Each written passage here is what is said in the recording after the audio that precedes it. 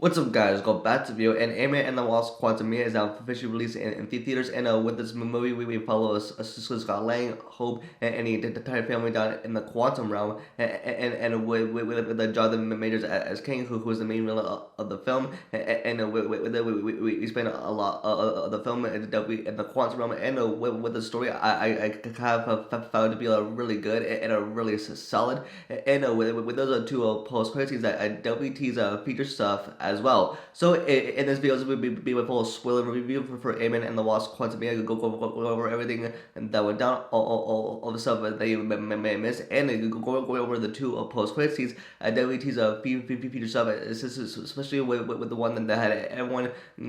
going nuts as well. But if you heard a don't have like this, make sure to subscribe to HBO. So we'll visit this feature. So let's get into it.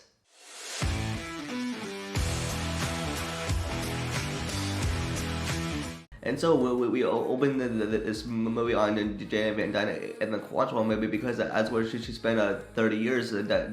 there, and because with the hope like she thought that her mother was dead, but it turns out she was in the quantum for all this time. And plus with this film we get to explore what Janet has been up to for all those 30 years stuck in the quantum realm, and then we get introduced to the king when he helps saves Janet's life and try to shoot some creatures, and then we hear King saying where am I, and that means that with the King he like stuck and trapped in the quantum maybe because of his time chair, like I'm stuck there. And next we see Scott Lang as he's now known as by the public because he saved the world away with the Avengers, and he's now a successful author with a book called Love for the Little Guy, which is a real book, by the way. And then we obviously hear the line from the guy in the coffee shop. Thank you, Spider-Man. And then we see him spending time with Hobo, who is his girlfriend now. And then we see him at a vendor reading his book for the kids. And then we see that he gets a call from Cassie, and then that means that she's been in jail and like a protest. And then we hear that like Cassie has a suit, and then you use all the PIM tech, and even to shrink down a police car as well, and with Scott I tells like Cassie to be very careful with all the PIM tech, and she never knows what could happen to them. It's because with Cassie she wants to see the world just like Scott. And next we see the entire family having dinner, and then with like a small pizza, but with Hank and his tech, you use it to make the pizza big, and then with like Cassie and Scott having a conversation, and then with like Cassie she says she wants to see the world just like her dad, and then with Scott like he did squeeze over Cassie, and because with a lot of time that he lost out on spending with Cassie like during the 5-year blip. And especially with Cassie as a teenager, sort of in like a different way, and like with Sky that lost out on all that time. And then we see that with Cassie as both a satellite that I can make contact with the quantum realm, and then with the Janet, she immediately turns it off. It's because it's especially with Cassie that I built like a satellite that I could send a signal down to the quantum realm, and then they get data from it. And then even with the Janet, I like turns it off. She doesn't want anyone to know what happens in the quantum realm, because as where she spent like 30 years of her life down there, and like there are like many bad things, especially in the quantum realm. And then even with the satellite, it goes all crazy, and then it sucks everyone in, and then we see like everyone is going into the quantum realm as well. And then we see in the quantum realm, especially with the way that it's laid out, it's absolutely beautiful. And next we see Scott and Cassie as they're stuck in the quantum realm as they're trying to get home, and then they are immediately caught by the creatures inside of the quantum realm, and then they're taken to a Quaz and a Gentora, and then now the Quaz, he's a leader of the universe, especially with the quantum realm and its bands. They made them drink ooze, and it had them explain themselves where they're from, especially as they're from Earth and want to get home. And then with a Gentora, she explains them, especially about Jada, as Scott brings up Jada, Vietnam, and the person that they're trying to fight along with the others. And then even with Jada and Tora, it explained that Jada she shouldn't be down in the quantum. It's because all the time that she has spent, she has done so many terrible things, especially with the 30 years that she spent down in the quantum realm as well. And then they are immediately attacked by a Modoc. And then we get to where what Jada did. It knows the 30 years stuck in the quantum, and then that is to help Kang to power up his time chair, and even at the same time to get together first, and then I try to help each other to help power King's time chair, which is used to travel the multiverse anywhere throughout, especially as it explained by Hank, which is with the alternate dimensions and parallel universes. And then as they power up King's time chair, and then with Jada, she looked through King's mind, and she sees that with the King that he has killed people, and even as it explained by Jada, he's a monster who thinks he's a god. And then we see him kill many people, and then with Jada, she won't let King leave the quantum realm, and then that's because he can shatter timelines and kill many people. And then with Jada, we see her using all the pimp tech to blow up the core that King needs to power up his time chair, which is an energy source, and even to help gather as well. And even with the King needs a time chair to get out of the quantum realm, but he's going to kill many people and shatter multiple timelines. And then as we see Scott and Cassie meet Modoc, who we and then found out it is Darren, and that he was the villain from the very first Ant-Man film, who was a yellow jacket that tried to attack Cassie in her room. And then as we see how he looks, I think that is all giving us Shark Boy and logical vibes based on the way that Modoc looks. And then they're immediately taken into their cells are controlled by Kang, and then we see with Kang and Scott interacting for the first time, and even though with the Kang saying that you're an Avenger, have I killed you before? It's because with Kang he's killed many Avengers, and then he jokes about Thor, he's you're the one with the hammer, and then Scott replies to say that as Thor, they get confused by it sometimes, and then even with Kane, he has Scott about what he needs in order to get out of the quantum realm, and that's what Scott is trying to do. And then he asked him to a steel something back, which is a core that he needs to power up his time chair, and even that he wants to give Scott something in return, which is more time with Cassie. And then as they find out what Kang really is, he's a conqueror. And then with that Kang, we see him attacking Scott and Cassie,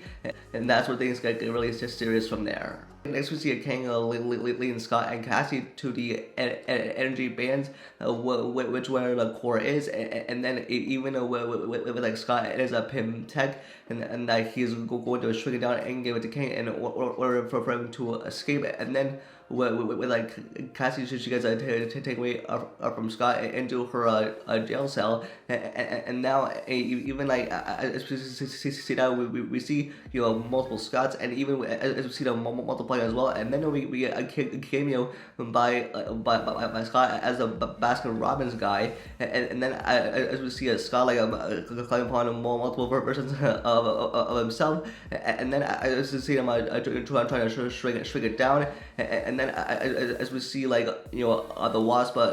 trying to rescue him, and now even like as they come up with the plan to stop Kang, especially to prevent him from escaping of the quantum realm, and even doing many serious things. And then next we see like Hank and Jenna and Hope meeting Bill Murray's character, who's a crawler, and then who was a former ally of Janet's, and then like he realizes that like things have changed in the sense that Jenna left the quantum realm after 30 years of that he's now working on for Kang, and then with the three of them we see them flee and steal the ship to go look for Scott and Cassie, and then for what was built up about Kang, about how he got stuck and trapped in the quantum realm by his time travel, that he was exiled by his variants, and even with that's kind of foreshadowing of the post-credit scene, which we'll get to at the very end, but we find out about how Kang got trapped there. And now, especially with King, that one Scott, to get him as a power core in order to power as a time chair for him to escape out the quantum realm, and even that with King, that he threatens to kill Cassie, and then that was Scott since that like they had a deal as with the King, and that was Scott to get him as a power core, or else he'll kill Cassie, and then that's where we lead towards the third act of the movie, and that has with the King, and as like assembling an entire army with the entire family that plans to stop him. And then as we see Sky, Cassie, and Hope that are assembled to take down Kang, and then we see like Hank's entire army of ants that like go after Kang, and then it is then revealed that Hank's ants they were trapped in the quantum realm as well, and even as it became super intelligent, as Hank said, and they never saw them as they were before, but it's super intelligent, and that's where like the army of Hank's ants that like came in to help as well, and now especially as in this final battle, we see the portal that leads and want to straight home, and then we see an entire battle between Sky and Kang, but with like Sky that turns himself like super big, and says where King kind of like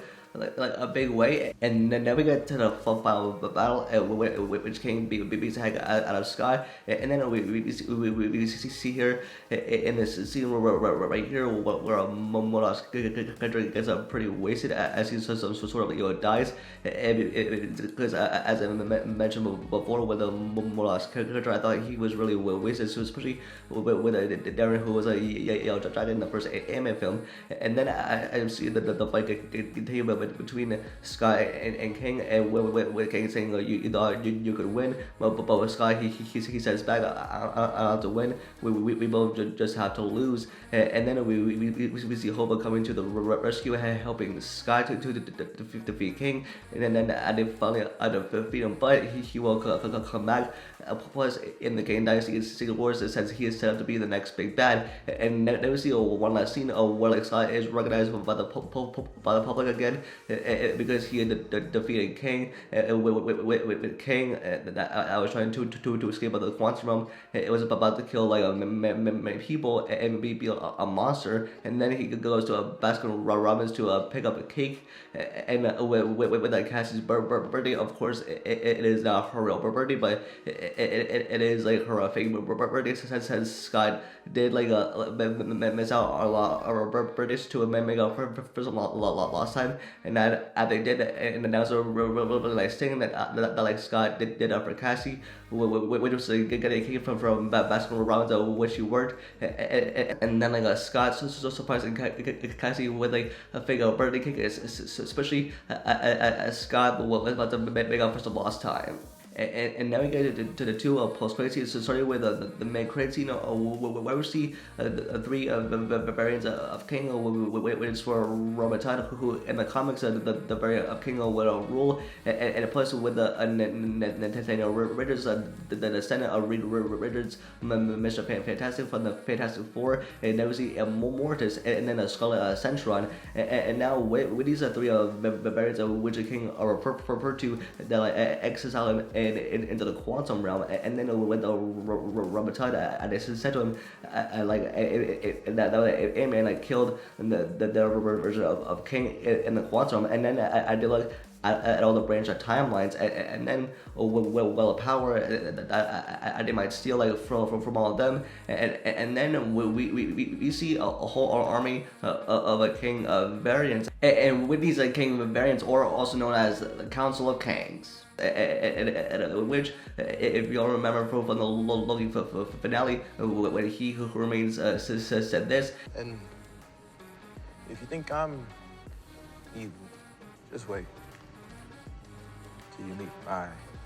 variants. And now, especially as we see many King variants now, this teaches like so much of future stuff, especially with the King Dynasty and Secret Wars. And now we get to the post-credit scene, and which we see Victor Timely, who is a variant of King and Avenger from the past, and then we see an audience right here, but in the audience we see the return of Tom Hiddleston's Loki and Owen Wilson's Mobius, and then with Mobius he convinces Loki that he's not all that bad, and then we see Loki here all scared, is because that's the variant of King they're dealing with, especially in Loki season 2 that there we'll rarely see Loki and Mobius time traveling, especially in the old times in the 1920s. And so what we're gonna see here, and especially if you remember at the end of Loki, that like Loki they say that like countless variants of King are coming, and they're all coming, and they are starting a war, and even with them like time traveling, it sounds like we have a scene right here from Loki season 2. I think what a heck of a treat, especially with Loki and Mobius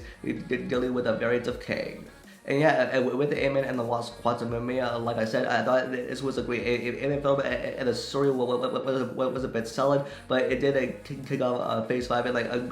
great way, especially as I loved Jonathan Majors as King. I thought he really crushed it, especially as a villain in the quantum realm, and I really thought that they really did explore the quantum realm like quite well, especially as Jada spent like 30 years down there, and now we know why she spent 30 years down there and the secrets that she kept. But I think we're in for one heck of a ride, especially with the multiverse saga, especially as it teases like so many variants of King, Loki season 2. We're for one heck of a ride, especially with the King Dynasty and Secret Wars, and even as we have a long road ahead of us. So especially with the big things are coming, especially with King the Conqueror that is coming, as well as the next big bad of the multiverse saga. So that's me for this video. Let me know your thoughts in the comments down below, and what did you think of Ant-Man and the Wasp Quantumania? Give me a rating between 1 and 10. We can get this video a like and subscribe to catch all of future videos, and live updates you always follow me on Twitter. And with that, I'll see you guys in the next video. Peace.